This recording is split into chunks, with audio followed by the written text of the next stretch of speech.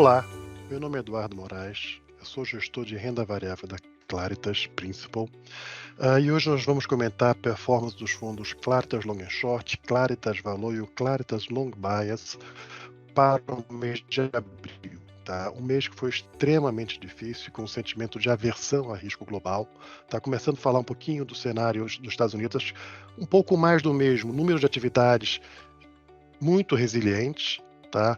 Números de inflação também resilientes, fazendo com que o Fed mude o discurso, se descomprometa ali com a redução da taxa de juros, tá? Ainda é o cenário base, mas o Fed passa a ser muito mais data dependent e as curvas de juros abrem refletindo um pouco isso. A gente está no processo de reprecificação das expectativas do ciclo de corte de juros nos Estados Unidos. Tá? A própria Principal revisa o seu cenário para cortes a partir de setembro apenas. Então, você está nesse momento de aversão a risco causado por essa reprecificação da expectativa de corte de juros lá nos Estados Unidos, tá? O que fez com que você tivesse quedas nas bolsas globais e americanas ali nesse último mês, a primeira queda na bolsa dos Estados Unidos nos últimos 5 meses, tá? Vendo uma sequência muito forte de altas. Então, esse é um ambiente vindo lá dos Estados Unidos. Apenas um contraponto vindo da China, onde você teve ali uma alta da bolsa na ordem de 2%, com revisões positivas ali dos números de atividade. Tá? E o minério ele também subindo 17% nesse último mês. Quando a gente vem para o Brasil, o cenário é um pouco similar, tá, gente? Você tem números muito bons, muito fortes de atividade, desemprego baixo, CAGED gerando mais de 200 mil empregos, revisão de PIB, a gente já revisou aqui na Claritas para 2,1% o crescimento do PIB esse ano. Tá? Isso tudo faz com que você tenha mais incertezas com relação à inflação, e com relação ao qual seria o terminal rate desse processo de corte de juros do Banco Central. Tá? Aqui na Claritas a gente revisou para 9,75 o terminal rate, a gente antes tinha 8,75.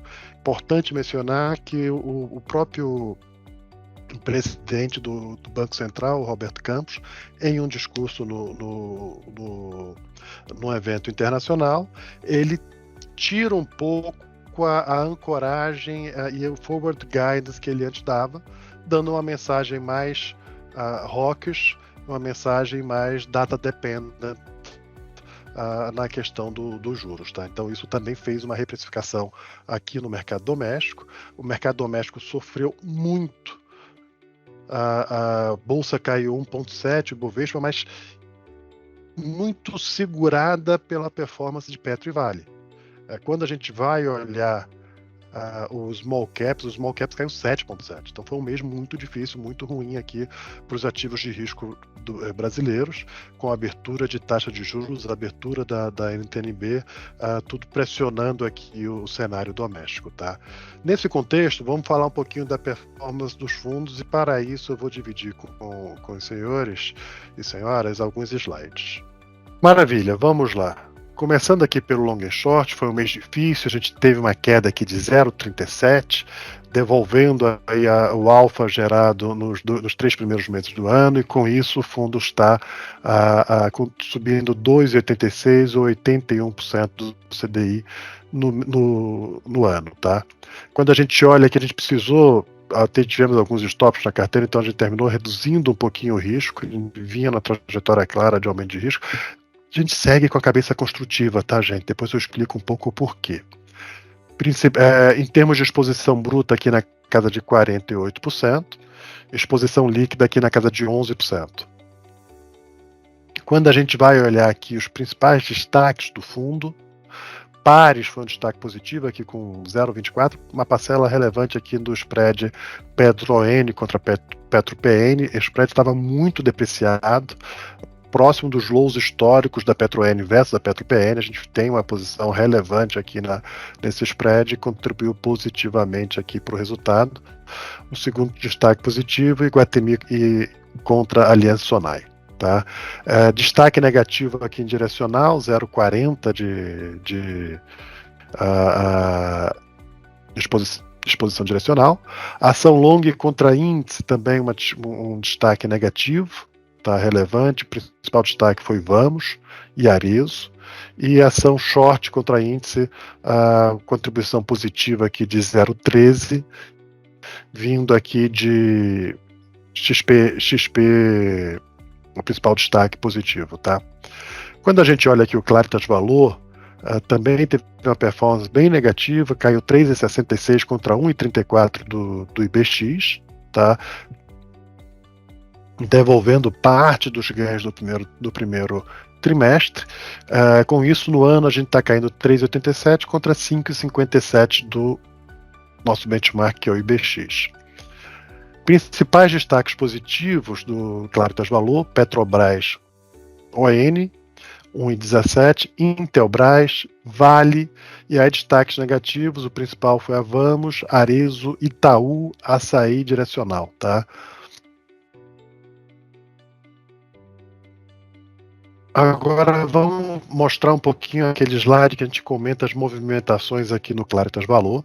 Então a gente fez uma pequena redução aqui na Petrobras, só para lembrar, tá, gente? Quando a gente começou todo esse barulho em relação ao pagamento do dividendo, a gente fez no primeiro momento uma redução de 20% da posição, tá? Depois recompramos metade, recompramos 10% da posição. Foi bom que a gente conseguiu recuperar uma parcela daquela queda inicial. Uma parcela relevante quando começou todo esse debate sobre pagar ou não pagar e começou a se contemporizar. E aí, no começo desse mês, a gente voltou a vender esses 10%. Tá? Então, a gente hoje está com uma posição menor do que quando começou todo esse barulho em relação a pagamento de dividendo. E a razão de estar com uma posição menor é uma percepção que por mais que tenha sido só um grande barulho, por mais que no final do dia a Petrobras tenha pago o que foi proposto pelo seu management, claramente existiu ali uma troca, um compromisso do presidente da Petrobras de fazer alguns investimentos que, na nossa opinião, provavelmente não serão os melhores, tá? A gente ainda confia na governança para tentar barrar, mas assim, alguma coisa tende a passar, tá? Isso combinado com talvez uma performance muito forte nesses últimos 2 anos, a gente resolveu estar um pouquinho mais leve. Continuo gostando bastante de Petrobras, continuo achando bastante barata, mas como aumentou um pouco a percepção de risco, vale a pena a gente reduzir um pouquinho, tá? Então, no segmento exportadoras foi a única alteração que a gente fez, tá? Aqui no segmento valor, a gente reduziu um pouquinho mais de CPFL para aumentar um pouco mais a Energisa, tá? A Energisa, CPFL teve uma performance bem superior à Energisa no passado recente, então a gente tomou a decisão de realizar lucros aqui para aplicar um pouquinho mais aqui, tá? Serena, é uma posição que eu mencionei no mês passado, a gente trouxe alguns slides para falar sobre Serena, a gente segue aumentando, seguimos ela, esse mês que foi extremamente difícil para a bolsa, para o small cap, ela voltou a cair abaixo do preço do follow-on, que foi R$9, e aí a gente aproveitou essa oportunidade para aumentar um pouco para um tamanho que a gente gostaria de ter inicialmente, a gente não foi 100% alocado no processo do follow-on, tá? E fizemos aqui uma redução marginal na Santos Brasil. Descendo aqui para as empresas de crescimento, a gente está fazendo uma troca aqui, a gente está zerando a Rumo, tá? A gente está zerando a Rumo. Basicamente, gente, todo esse barulho de safra, queda de safra, agora a questão do Sul, nos faz tomar a decisão de ficar um pouco afastado. A gente sabe que ela tem muita resiliência ali nos resultados, em função de praticamente todo o volume dela está linkado a contratos de take or pay, tá? Mas mesmo assim é um ambiente adverso, o cliente dela está muito machucado, então a gente tomou a decisão de ficar um pouquinho fora nesse momento. Vamos voltar, tá? Ali na frente a gente volta, que eu sigo gostando bastante do case das vantagens competitivas estruturais da Rumo. Ali na frente a gente volta, mas vamos ficar um pouquinho fora nesse momento. E trocando aqui a Rumo por Iguatemi. A Iguatemi eu tenho alguns slides que eu vou dividir dividir ali com vocês mais na frente, mas a ideia o que é? A gente quer ter um pouco de exposição a shoppings. A gente entrou aqui depois de uma performance bem fraca do setor de shoppings, muito ligada ali com toda a questão da reforma tributária, os detalhes do segmento de shopping e tal. Acho que o mercado já tinha precificado bastante, muito das possíveis notícias ruins, e a gente acha que você tem aqui uma dinâmica positiva. Estamos vendo quase 15% de cap rate em Iguatemi para 2025.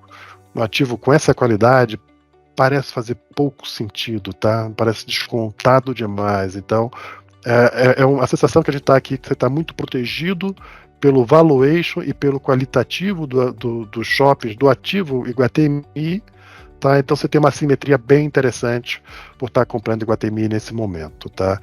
E aqui, por fim, Intelbras, a gente também apresentou uns slides no mês passado, a gente está entrando nesse papel e a gente continuou aumentando, e essa aqui exemplifica bastante o quão distorcido, o quão cético está o mercado, tá?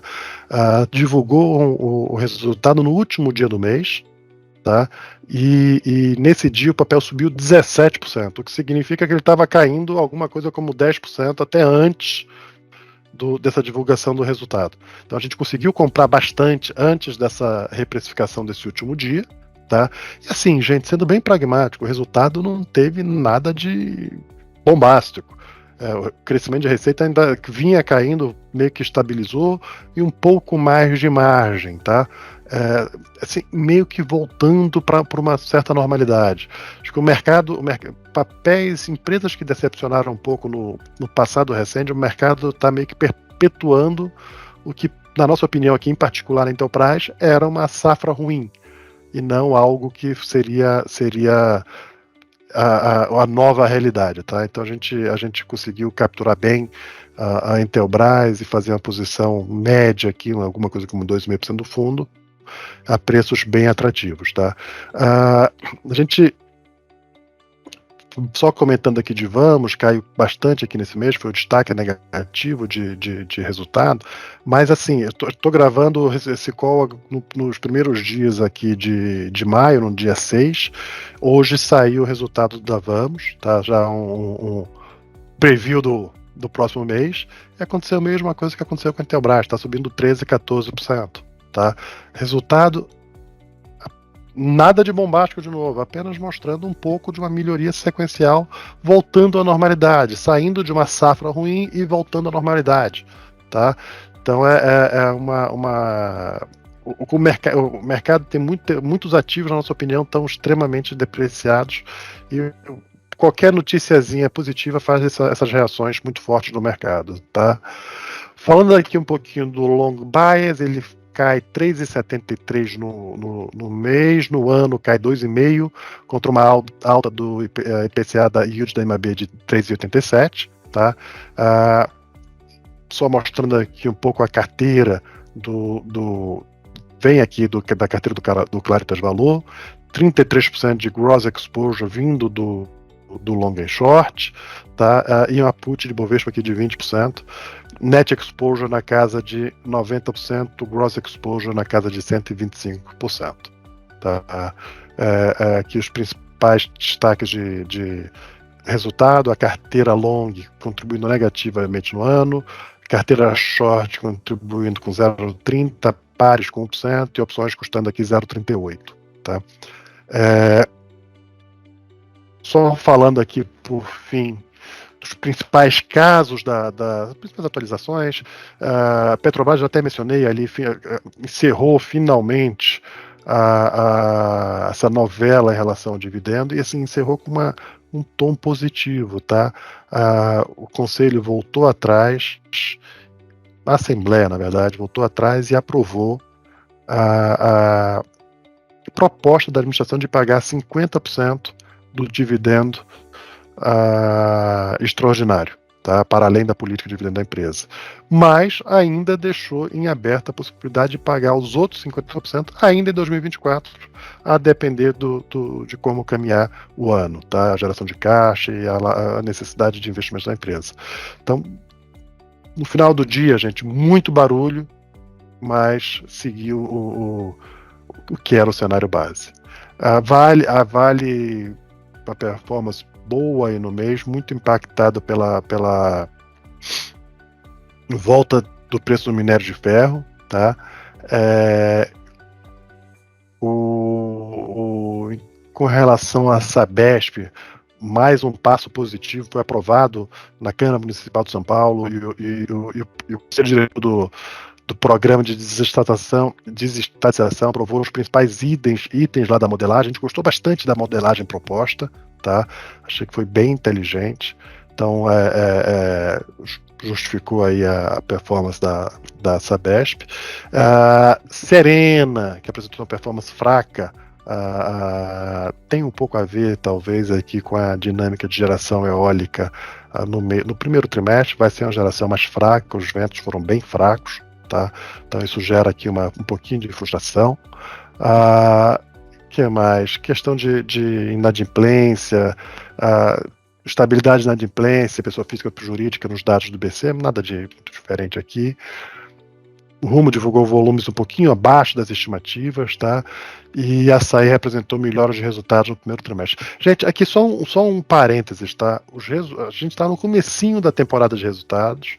Os resultados que saíram até agora, Gerdau foi muito bom, tá? Gerdau, a gente estava com uma dinâmica ali de mercado convergindo para a expectativa de EBITDA de 10 bi para 2024. Depois desse resultado já está indo convergir para 12 bi, uma dinâmica bem positiva aqui em Gerdau. A Açaí, uma dinâmica positiva. Intelbras, resultados com a dinâmica positiva. O Vamos, também com a dinâmica positiva. So far, todos os resultados que saíram estão vindo com a dinâmica positiva, tá? Isso faz com que a gente permaneça com a visão mais construtiva para Bolsa Brasil. Boronap está muito interessante, tá? E o top-down está fazendo com que as ações não performem. Mas isso vai acumulando até que na hora que o cenário top-down dá uma melhorada, você tem aquele movimento que você teve no final do ano passado, por exemplo. Tá? Direcional e Cury divulgaram prévias operacionais muito fortes em relação ao primeiro trimestre, mas assim, gente, muito forte mesmo, tá? Crescimento aqui de vendas líquidas na direcional de 63% ano contra ano, tá?